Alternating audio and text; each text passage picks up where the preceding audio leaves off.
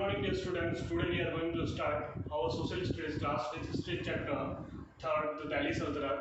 In chapter second, we already discussed about the battle of the Rai, which were fought between Muhammad Ghori and Prithviraj Chauhan. And finally, Muhammad Ghori defeated Prithviraj Chauhan. After defeating Prithviraj Chauhan, the Delhi Sultanate came to rule in India.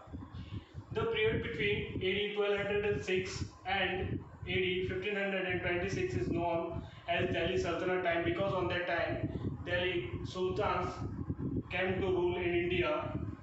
Sources of the Sultanate period, literary sources, archaeological sources, travelogues and many court chronicles are there which are giving inscriptions about the Sultanate period.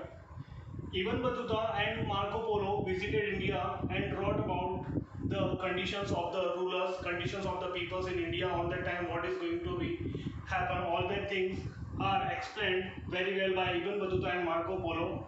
Excepting Ibn Battuta and Marco Polo, many other travelers also came to India and they also have given details about courts and details about the personal and public life of the sultans, how people lives on that time, what is the life of the kings, and how the housing system and economical condition is going to be well on that time. That's all the things are explained by the many travelers. Now we are going to talk about the slave dynasty. The name is here the slave dynasty. It's known as slave dynasty because Qutbuddin Aibak also was a slave of Muhammad Ghori. After the sudden death of Muhammad Ghori, Qutbuddin Aibak came to rule. So this dynasty known as slave dynasty. The rulers of slave dynasty were called slaves or Mamluk sultans. Mamluk means owned. No one made them sultans. They already sultan made by own self. Iltutmish and Balban were slaves of the Qutbuddin Aibak. On that time, Iltutmish and Balban both are slaves of Qutbuddin Aibak. And Qutbuddin Aibak, who himself was slave of Muhammad Ghori, because on that time Muhammad Ghori made him in charge or governor of that kingdom. And after the death of Muhammad Ghori, Qutbuddin Aibak came to rule.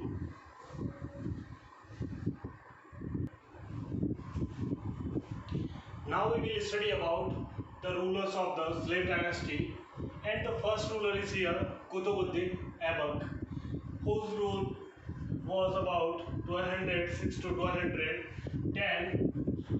First ruler of the dynasty was Qutbuddin Aibak. We can say that Qutbuddin Aibak was the first ruler of the slave dynasty.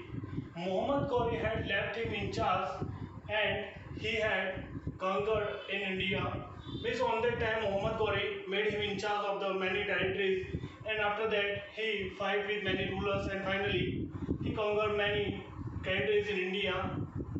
He was kind-hearted man. We can say that he was a ruler, but he was a kind-hearted man, and he was known as the Lakh because he gave away a lot of wealth as charity. On that time, Qutbuddin Aibak gave a lot of wealth as charity, and on that time he do many work for the poor people and animals and many much more things made by Qutbuddin Aibak.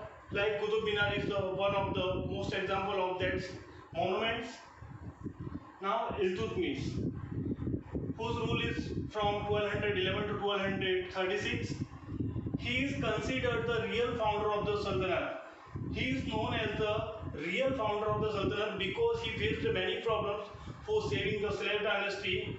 He faced many problems but dealt with them strongly because he also protected his empire from many invasions like in south, in west, in north, in east. Many types of problems he faced on that time, and finally he protected his empire.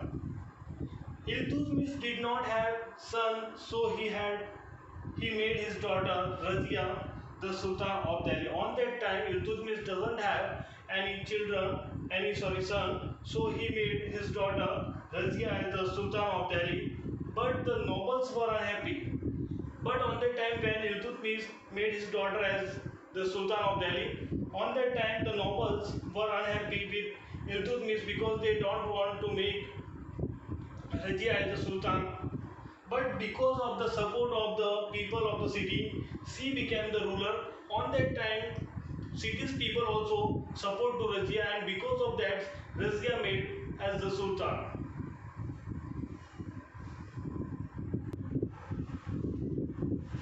Now we will talk about Razia Sultan, whose rules about 1236 to 1214. Razia could not rule for a long time because we know that already nobles were unhappy with Iltutmish because he made his daughter as the Sultan of Delhi. After the death of Razia and till the accession of Balban, many kings came to throne. On the time after the death of Razia, many kings want to rule on their dynasty. But Nasiruddin, another son of Iltutmish, ruled for 1246 to 1266, means about 20 years, and we can say that he was a puppet of powerful nobles. Puppet means as the nobles say, he do on that time. Because of that rules not came for a long time. After that, Ghayasuddin Balban, whose rules is about 1266 to 1286, means nearby 20 years. He was the most powerful ruler of the slave dynasty. If anyone asks to us about the powerful ruler of slave dynasty, then we can say that Ghayasuddin Balban was the most powerful ruler of slave dynasty. Balban made his army powerful. On that time, Balban's first work is about making his army powerful because he know that his slave dynasty will suffer from many problems like Mongol invasion and many types of invasions. His fear is being there, so his first step is regarding making his army powerful. He fought against many rulers. He fought with many rulers and he defeated many of them in wars. Balban's successors were big, and finally in 1290 the Ghazi nobles captured the throne of Delhi.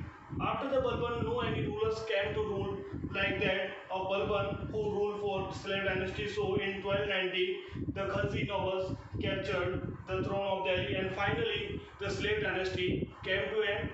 In this slave dynasty we already studied about Muhammad Ghori, who's make the Kutubuddin Aibak as the in charge of the territories, and we can say that slave dynasty is established by Kutubuddin Aibak, and after Kutubuddin Aibak many rulers came to rule, and finally one by one they came to end, and after the Ghayasuddin Balban the slave dynasty going to finish. Thank you.